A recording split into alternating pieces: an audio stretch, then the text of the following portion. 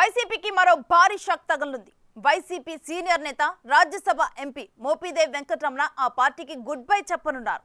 పార్టీతో పాటు రాజ్యసభ సభ్యత్వాన్ని వదులుకోవటానికి కూడా ఆయన సిద్ధమయ్యారు. ఆయన చంద్రబాబు సమక్షంలో టీడీపీలో చేరటం ఖాయమైందంటున్నారు. వైసీపీ ఘోర పరాజయం తర్వాత ఇప్పటికే పలువురు కీలక నేతలు జగన్ కి దూరమయ్యారు. ఇప్పుడు జగన్ అక్రమాస్తుల కేసులో నిందితుడిగా ఉన్న మోపిదేవి సైతం అదే బాట పట్టనుండటంతో జగన్ కు పెద్ద జలక్ తగలనుంది. రాజ్యసభ సభ్యుడు మోపిదేవి వెంకటరమణ సుదీర్ఘ రాజకీయ అనుభవమున్న బీసీ వర్గం నాయకుడు. ప్రస్తుతం బాపట్ల జిల్లా వైసీపీ అధ్యక్షుడిగా రాజ్యసభ సభ్యుడిగా ఉన్న మోపిదేవి ఇక జగన్ తో ప్రయాణం కష్టమని డిసైడ్ అయ్యారంట. ఉమ్మడి గుంటూరు జిల్లా కూచినపూడి నుంచి కాంగ్రెస్ తరపున 1999-2004లో ఎమ్మెల్యేగా గెలిచిన ఆయన నియోజకవర్గాల పునర్విభజన తరువాత 2009లో రేపల్లకు షిఫ్ట్ అయి మూడోసారి ఎమ్మెల్యేగా విజయం సాధించారు. వైఎస్ రాజశేఖర్ రెడ్డి ఆధ్వర్యంలో ఓడరేవులు, మౌలిక సదుపాయాలు, పెట్టుబడుల మంత్రిగా కూడా పనిచేశారు. కిరణ్ కుమార్ రెడ్డి సర్కార్లో ఎక్సైజ్ మంత్రిగా కొనసాగారు.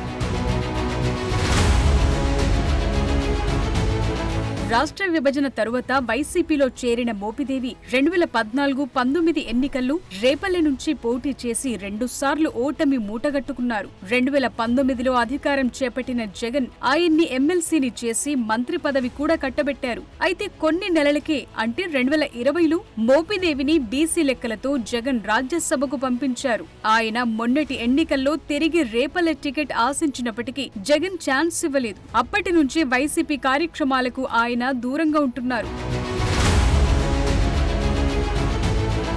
వాస్తవానికి జగన్ కు మోపిదేవి అత్యంత సన్నిహితుడన్న పేరుంది. వైఎస్ సీఎంగా ఉన్నప్పుడు తండ్రి అధికారాన్ని అడ్డం పెట్టుకుని అక్రమంగా ఆస్తులు కూడబెట్టారన్న జగన్ పై సిబిఐ, ఈడీలు కేసులు నమోదు చేశాయి.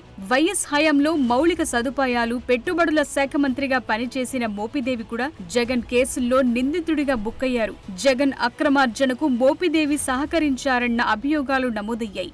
కిరణ్ సర్కార్లో మంత్రిగా ఉన్నప్పుడే మోపిదేవి కటకటాల పాలయ్యారు. 2013లో చంచల్గూడ జైల్లో ఉన్నప్పుడు జగన్ సమైక్యాంధ్రకు మద్దతుగా దీక్ష నిర్వహించారు. ఆయన దీక్షకు మద్దతుగా అదే జైల్లో ఉన్న మోపిదేవి తన ఎమ్మెల్యే పదవికి రాజీనామా చేస్తున్నట్లు ప్రకటించారు. అప్పట్లో జగనున్న బ్యారక్ దగ్గరకు వెళ్లి సంఘీభావం ప్రకటించినట్లు ప్రచారం జరిగింది. బెయిల్ పై విడుదలైనప్పటి నుంచి మోపిదేవి రాజకీయ పయనం జగన్ తోనే సాగింది. అలాంటాయన ఇంకా 2 ఏళ్లు రాజ్యసభ సభ్యత్వం ఉండగానే జగన్ కు ఝలకివ్వటానికి సిద్ధమవటం వైసీపీ వర్గాల్లో కలకలం రేపుతోంది.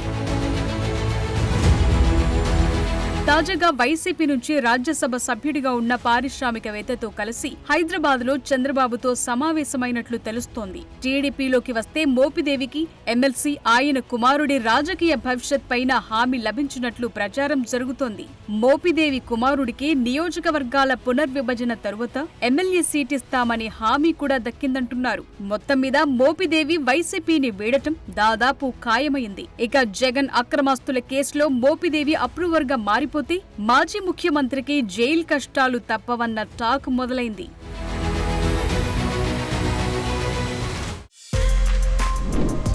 For more videos like this, subscribe Big TV channel.